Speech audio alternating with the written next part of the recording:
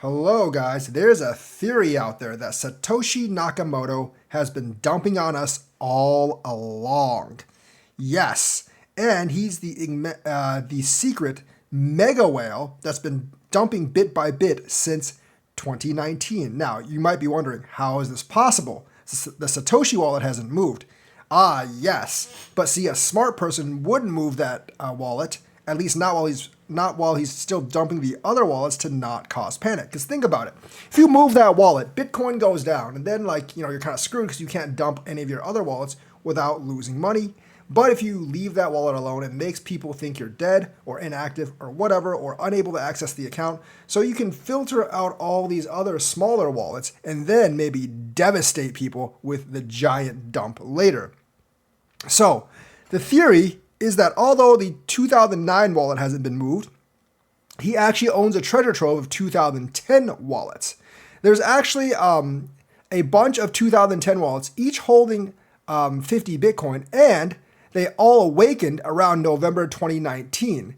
And of course, they all think this is the same person and call him the 2010 mega whale. But, Satoshi Nakamoto, being the founder of Bitcoin, could easily have many, many wallets, and him dispersing all his Bitcoin into later wallets, or the stuff that he mined in 2010 and not in 2009, that could actually draw off some of the attention and allow him to dump these wallets without the market completely collapsing.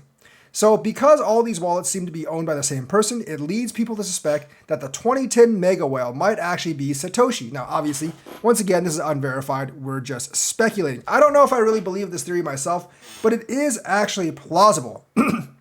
The coins were actually deposited in Coinbase. So maybe Brian Armstrong knows something and is just keeping us under just keeping us under the blinders. That could definitely be true because remember, Coinbase accounts are KYC and AML. Therefore, he would actually know who Satoshi Nakamoto is. He would know if it's Craig Wright, Peter Todd, or etc.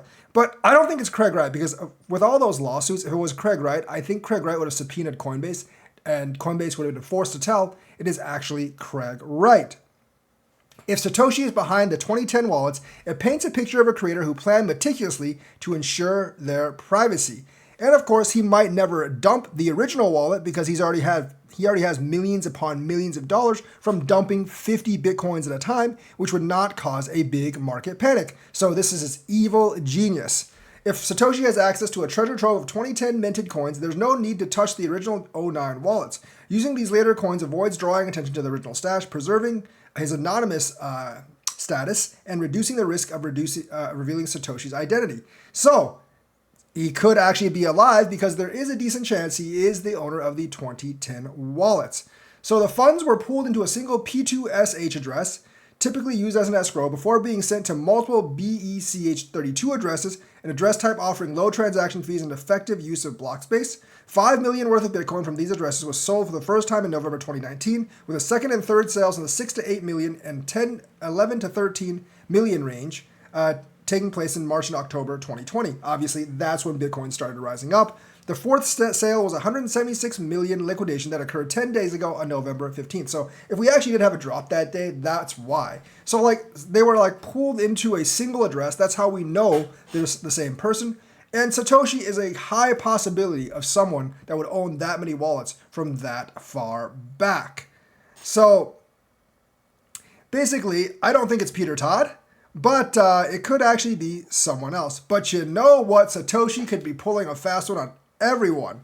Because you know who else he can pwn, aside from us? If he eventually, after he sold those smaller wallets, he destroyed the bigger wallet and just sold it all. You know who else he could pwn besides us? That's right, BlackRock. He can pwn BlackRock. Now, look at the glory of being able to say, I destroyed BlackRock. Well, I not destroyed, but I pwned BlackRock and caused them to lose, tens of billions of dollars. Now, think of how much awesomeness that would be until they found you and decided to ninja you. Or maybe BlackRock basically already called them and been like, hey, you know what? We know who you are. Don't sell those Bitcoins or we will ninja you. Or better yet, buy our Bitcoin ETFs with them.